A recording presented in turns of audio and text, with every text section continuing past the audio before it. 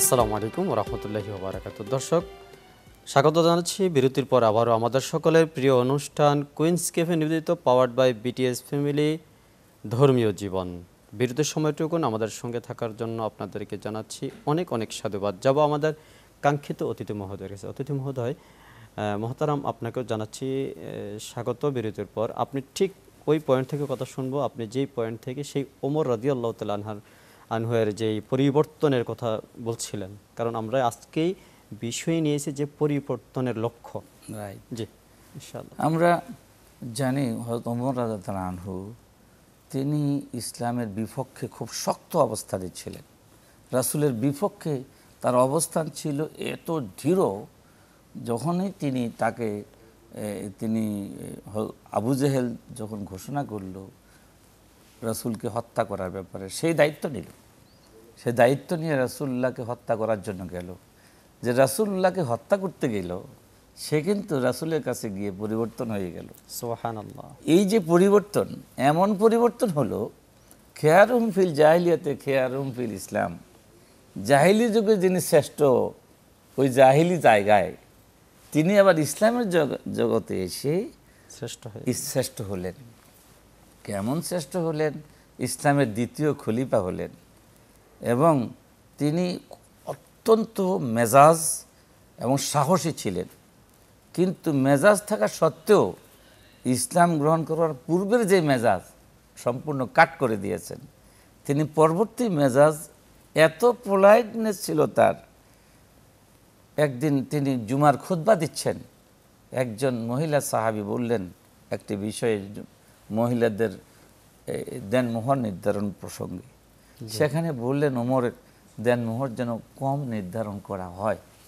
কিন্তু ওই মহিলা সাহাবী কোরআনের একটি আয়াত তুলে ধরে ওমরকে প্রশ্ন করলেন, আপনি কি আল্লাহ তাআলার বিধানের বিপরীত কথা বলছেন কেন? কোনটা সত্য মেনে নেব? ওমর বললেন, বোন, আমি রং, আপনি রাইট। সুবহানাল্লাহ। এত সেখানে খুতবা দেওয়ার সময় ওমরের মতো ব্যক্তির সামনে কথা বলল, খুতবার সময় প্রশ্ন করল, তিনি ঠান্ডা মাথায় অত্যন্ত। স্যার, এখানে আরেকটি বিষয় পরিবর্তন, যেমন খালিফাতুল মুসলিমিন, গোটা মুসলিম জাহানের শাসক এবং এজ এ প্রেসিডেন্ট, উনি সেখান থেকে পরিবর্তনের শিক্ষাটা নিয়েছেন। কিন্তু আমাদের কি আমরা যারা বিশেষ করে আমরা সেবক রয়েছি, জনপ্রতিনিধি রয়েছি, আমাদেরকে এর থেকে শিক্ষা গ্রহণটা করা উচিত নয়? আমাদেরকে এই ক্ষেত্রে অবশ্যই শিক্ষা নিতে হবে। এই যে 5ই আগস্ট যে বিপ্লব হলো, ছাত্র জনতার বিপ্লব হলো, এই বিপ্লবটি কিন্তু রমজানের যে শিক্ষাগুলো আছে তার মধ্যে একটি শিক্ষা এখানে রয়েছে। চমৎকার। রমজানের শিক্ষা হলো ইস্তেকামত ফিদ দ্বীন, দ্বীনের উপর অটল থেকে আল্লাহর উপর তাওয়াক্কুল করে অগ্রসর হওয়া। ধৈর্য। রোজা মানে ইফতারের পর মুহূর্ত সে রোজা ভাঙবে না, সে ধৈর্য ধারণ করে থাকবে এই সময় আল্লাহর অর্ডার আসা পর্যন্ত এবং ইফতারের সময় আসা পর্যন্ত। এই যে এতক্ষণ পর্যন্ত একটা শিশুও রোজা যখন রাখে তখনও সে রোজা ভাঙে না, সে আল্লাহর নির্দেশ এটা মানার জন্য দৃঢ় থাকে। এই যে দৃঢ়তা, ইস্তেকামত ফিদ দ্বীন, সিদ্ধান্তে অটল থাকা, যেটা সত্য মনে করেছে এটার উপর অটল থাকা। এই যে ছাত্র জনতা, তারা একটা সত্যকে বুঝেছে যে বৈষম্য বিরোধিতা, বৈষম্য চলছে সারা বাংলাদেশে, এই বৈষম্য মেনে নেওয়া যায় না। বৈষম্যের বিরুদ্ধে তারা ইস্তেকামত ছিল, দৃঢ় ছিল, সাহসী ছিল। এই দৃঢ়তা, সাহস তাদেরকে আল্লাহ তাআলা এই সাহসের কারণে, দৃঢ়তার কারণে এবং অন্যায়ের বিরুদ্ধে সত্যর মধ্যে টিকে থাকার যে একটা তাদের মধ্যে এই টেন্ডেন্সি কাজ করেছিল, এই টেন্ডেন্সিটা আল্লাহর কাছে গ্রহণযোগ্য হয়ে গেছে। আল্লাহ তাআলা এটাকে অ্যাকসেপ্ট করেছেন। এদেরকে সাহায্য করা জরুরি। আল্লাহ বলছেন কোরআনে, ফাইজা আযামতা ফাতাওয়াক্কাল আলাল্লাহ, যখন তোমরা কোনো ব্যাপারে দৃঢ় থাকবে তখন আল্লাহর উপর তাওয়াক্কুল করবে। এই ছাত্র জনতা আল্লাহর উপর তাওয়াক্কুল করে একেবারে দৃঢ় থেকেছেন জালেমের থেকে মুক্তি পাওয়ার জন্য। এই যে পরিবর্তন ঘটলো, এটা ইসলামের একটি শিক্ষা। ইসলামের উপর দৃঢ় থাকবে, আল্লাহর সাহায্য আসবে। যে কোনো সিদ্ধান্ত নেবে, সঠিক সিদ্ধান্ত, তোমার ব্রেন, তোমার বিবেক, তোমার জ্ঞান যদি সততার মধ্যে থাকে আর তুমি ধীর থাকো, আল্লাহর সাহায্য নিশ্চিত। তো যেখানে আলেম ওলামা জালেম ওলামাদের উপরে যে জুলুম চলছিল, জালেমরা তত জুলুম অত্যাচার করেছিল, এই অত্যাচারের বিরুদ্ধেও কিন্তু মানে সকলে ঐক্যবদ্ধ ছিল, সকল মানে সাধারণ ছাত্র জনতা ঐক্যবদ্ধ ছিল। তাদের প্রতিটি বক্তব্যে আলেম ওলামাদের কথা ছিল।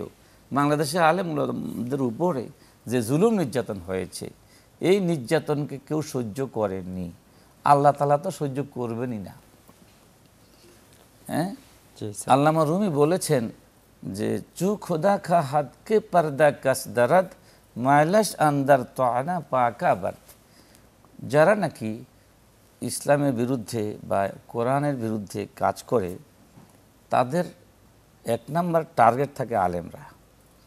যদি আলেমদের বিরুদ্ধে তারা লেগে যায়, তাহলে বুঝতে হবে তাদের পতন অবিসম্ভব। কারণ আল্লাহ তাআলা আলেমদের বিরোধিতা করে যোগ্যতা তাদেরকে দেন যাদের ধ্বংস আল্লাহ নিজে চান। কারণ যুগে যুগে সেই রাসূলের যুগ থেকে শুরু করে সেটাই প্রমাণিত যে যারা আলেমদের বিরোধিতা করেছে, আল্লাহ তাদের বিরুদ্ধে অবস্থান করেছেন। আলেমদের পক্ষে আল্লাহ তাআলা সর্বদা, কারণ আলেম হয়েছে সে কোরআন হাদিসের আলেম, ওহির আলেম। ওহির জ্ঞান রেখে যে নিজের জীবন পরিচালনা করে, তার বিরুদ্ধে যে নাকি কোনো ভূমিকা রাখবে, আল্লাহ তার বিরুদ্ধে অবস্থান নেবেন। সবশেষে শুনবো স্যার, যে এখন আমরা যে পরিবর্তনের লক্ষ্যে যে রমজান বললাম, পরিবর্তনের লক্ষ্যে, এখন এই যে পরিবর্তন আনার পরে এবং পরিবর্তনের উপরে ইস্তেকামত থাকার জন্য আমাদের আর কি করণীয় আছে, আমরা সংক্ষিপ্তভাবে শুনবো ইনশাআল্লাহ। এক্ষেত্রে আমি মনে করি আমাদের বাংলাদেশের প্রতিটি মানুষকে ভাবতে হবে, শুধু যে সরকারের দায়িত্ব তা নয়, মুসলমান হিসেবে, একজন মোমেন হিসেবে আমাদের প্রত্যেকেরই দায়িত্ব মানুষের সেবা, এগিয়ে আসা। রমজান কিন্তু মানুষের সেবা করতে শিক্ষা দেয়। বিশেষ করে রমজানে যারা অসহায় মানুষ কিভাবে তারা কষ্ট ভোগ করে, এটাও উপলব্ধিতে আসে রোজা রাখার মাধ্যমে। এই কারণে যারা বিত্তশালী আছে তাদের দায়িত্ব, যারা সমাজ সেবকের দায়িত্ব নিতে চায়, তাদের দায়িত্ব হলো ওই অসহায় মানুষের পাশে দাঁড়িয়ে একাকার করে ফেলা, সবাইকে শান্তিতে অন্তত পক্ষে এই রমজান মাসে একদিন নয়, 2 দিন নয়, একটি মাস যদি এই প্র্যাকটিসটা করে, তাহলে এটি মানবতার সেবার জন্য তার একটা অভ্যাসে পরিণত হয়ে যাবে। তো আমাদের দেশের মুসলমানদের দায়িত্ব হচ্ছে মানবতার সেবায় করার জন্য তাদের অভ্যাসে পরিণত করে নেওয়া। এটা যদি তার দায়িত্বানুভূতির মধ্যে এমন আসে যেটা আমার প্র্যাকটিস, আমি এটা ছাড়া বাঁচব না, মানবতার সেবা করা ছাড়া আমার কল্যাণ নাই, আমার ভালো লাগে না, আমি শান্তিতে ঘুমাতে পারি না, এই অনুভূতি যখন তৈরি হবে, তখন দেশের মধ্যে শান্তি ইনশাআল্লাহ আল্লাহ দিয়ে দেবেন। এটি রোজার একটি স্পেশাল শিক্ষা। চমৎকার, মাশাআল্লাহ, আপনাকে অনেক অনেক ধন্যবাদ, জাযাকাল্লাহ। আপনার জন্য রইল অনেক শুভকামনা। আপনার চমৎকার বলছেন, আল্লাহ আপনার কথা থেকে আমাদের সকলকে শিক্ষা গ্রহণ করার তৌফিক দান করুক, আমিন। দর্শক, আমরা এতক্ষণ পর্যন্ত উপভোগ করছিলাম কুইন্স ক্যাফে নিবেদিত পাওয়ার্ড বাই বিটিএস ফ্যামিলি ধর্মীয় জীবন অনুষ্ঠান। আজকের আলোচক ছিলেন কুমিল্লা জেলার অন্যতম একটি শিক্ষা প্রতিষ্ঠান ইবনে তাইমিয়া স্কুল অ্যান্ড কলেজের সম্মানিত অধ্যক্ষ মহোদয়।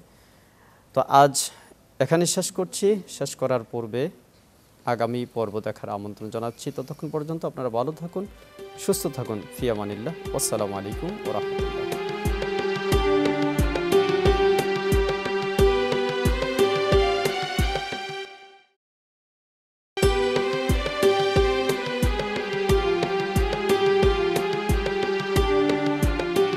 আসসালামু আলাইকুম ওয়া রাহমাতুল্লাহি ওয়া বারাকাতুহু। দর্শক, স্বাগত জানাচ্ছি বিরতির পর আবারও আমাদের সকলের প্রিয় অনুষ্ঠান কুইন্স ক্যাফে নিবেদিত পাওয়ার্ড বাই বিটিএস ফ্যামিলি ধর্মীয় জীবন। বিরতির সময়টুকুন আমাদের সঙ্গে থাকার জন্য আপনাদেরকে জানাচ্ছি অনেক অনেক সাধুবাদ। যাব আমাদের কাঙ্ক্ষিত অতিথি মহোদয়ের কাছে। অতিথি মহোদয় মহতারাম, আপনাকেও জানাচ্ছি স্বাগত বিরতির পর। আপনি ঠিক ওই পয়েন্ট থেকে কথা শুনবো, আপনি যেই পয়েন্ট থেকে সেই ওমর রাদিয়াল্লাহু তাআলা আনহুয়ের যেই পরিবর্তনের কথা বলছিলেন, কারণ আমরা আজকেই বিষয় নিয়েছি যে পরিবর্তনের লক্ষ্য। রাইট, জি ইনশাআল্লাহ। আমরা জানি হযরত ওমর রাদিয়াল্লাহু আনহু তিনি ইসলামের বিপক্ষে খুব শক্ত অবস্থানে ছিলেন। রাসূলের বিপক্ষে তার অবস্থান ছিল এত দৃঢ়, যখনই তিনি তাকে তিনি আবু জেহেল যখন ঘোষণা করল রাসূলকে হত্যা করার ব্যাপারে, সেই দায়িত্ব নিল। সে দায়িত্ব নিয়ে রাসূলুল্লাহকে হত্যা করার জন্য গেল।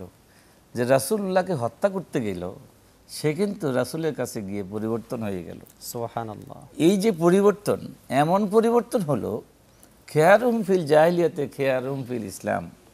জাহিলি যুগে যিনি শ্রেষ্ঠ, ওই জাহিলি জায়গায় তিনি আবার ইসলামের জগতে এসে শ্রেষ্ঠ হলেন। কেমন শ্রেষ্ঠ হলেন? ইসলামের দ্বিতীয় খলিফা হলেন এবং তিনি অত্যন্ত মেজাজ এবং সাহসী ছিলেন। কিন্তু মেজাজ থাকা সত্ত্বেও ইসলাম গ্রহণ করার পূর্বের যে মেজাজ সম্পূর্ণ কাট করে দিয়েছেন। তিনি পরবর্তী মেজাজ এত পোলাইটনেস ছিল তার। একদিন তিনি জুমার খুতবা দিচ্ছেন, একজন মহিলা সাহাবী বললেন একটি বিষয়ে, মহিলাদের দেনমোহর নির্ধারণ প্রসঙ্গে, সেখানে বললেন ওমরের দেনমোহর যেন কম নির্ধারণ করা হয়। কিন্তু ওই মহিলা সাহাবী কোরআনের একটি আয়াত তুলে ধরে ওমরকে প্রশ্ন করলেন, আপনি কি আল্লাহ তাআলার বিধানের বিপরীত কথা বলছেন কেন? কোনটা সত্য মেনে নেব? ওমর বললেন, বোন আমি রং, আপনি রাইট। সুবহানাল্লাহ। এত সেখানে খুতবা দেওয়ার সময় ওমরের মতো ব্যক্তির সামনে কথা বলল, খুতবার সময় প্রশ্ন করল, তিনি ঠান্ডা মাথায় অত্যন্ত। স্যার এখানে আরেকটি বিষয় পরিবর্তন, যেমন খালিফাতুল মুসলিমিন, হ্যাঁ, গোটা মুসলিম জাহানের শাসক এবং এজ এ প্রেসিডেন্ট, উনি সেখান থেকে পরিবর্তনের শিক্ষাটা নিয়েছেন। রাইট। কিন্তু আমাদের কি আমরা যারা বিশেষ করে আমরা সেবক রয়েছি, জনপ্রতিনিধি রয়েছি, আমাদেরকে কি এর থেকে শিক্ষা গ্রহণটা করা? আমাদেরকে এই ক্ষেত্রে অবশ্যই শিক্ষা নিতে হবে। এই যে 5ই আগস্ট যে বিপ্লব হলো, ছাত্র জনতার বিপ্লব হলো, এই বিপ্লবটি কিন্তু রমজানের যে শিক্ষাগুলো আছে তার মধ্যে একটি শিক্ষা এখানে রয়েছে। চমৎকার। রমজানের শিক্ষা হলো ইস্তেকামত ফিদ দ্বীন, দ্বীনের উপর অটল থেকে আল্লাহর উপর তাওয়াক্কুল করে অগ্রসর হওয়া। ধৈর্য। রোজা মানে ইফতারের পূর্ব মুহূর্ত সে রোজা ভাঙবে না, সে ধৈর্য ধারণ করে থাকবে সময় আল্লাহর অর্ডার আসা পর্যন্ত এবং ইফতারের সময় আসা পর্যন্ত। এই যে এতক্ষণ পর্যন্ত একটা শিশুও রোজা যখন রাখে তখনও সে রোজা ভাঙে না, সে আল্লাহর নির্দেশ এটা মানার জন্য দৃঢ় থাকে। এই যে দৃঢ়তা, ইস্তেকামত ফিদ দ্বীন, সিদ্ধান্তে অটল থাকা, যেটা সত্য মনে করেছে এটার উপর অটল থাকা। এই যে ছাত্র জনতা, তারা একটা সত্যকে বুঝেছে যে বৈষম্য বিরোধিতা, বৈষম্য চলছে সারা বাংলাদেশে, এই বৈষম্য মেনে নেওয়া যায় না। বৈষম্যের বিরুদ্ধে তারা ইস্তেকামত ছিল, দৃঢ় ছিল, সাহসী ছিল।